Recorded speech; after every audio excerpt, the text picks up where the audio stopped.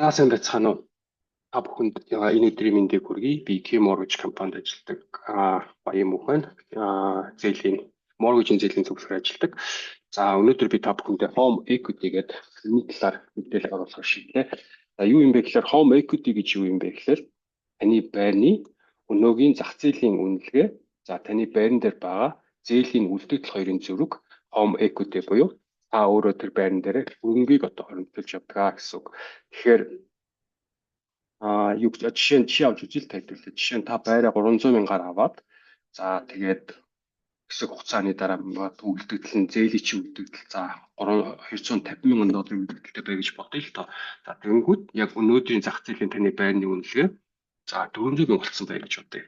За тэгэнгүүт энэ хоёрын зөрүү буюу 250 мянга зээлийн үлдэгдэл 400 мянга тухайн байрны зах зээлийн үнэлгээ хоёрын зөрүү буюу 150 мянган долларыг та өөртөө equity үүсгэж явж байна гэсэн үг. Өөрөөр хэлбэл таны та өөртөө хөрөнгийг одоо бий болгож байна гэсэн үг шүү. Тэгэхээр ерөнхийдөө байр бол ерөнхийдөө жилдээ ер нь бол жил болгон байнга өсөж явдаг. Гэхдээ яг зарим жилдээ ундаг. Гэхдээ урт хугацаанд бол ерөнхийдөө өсөж явдаг шүү. Тэгэхээр Америкт ерөнхийдөө нэг юм судалгаа байдаг.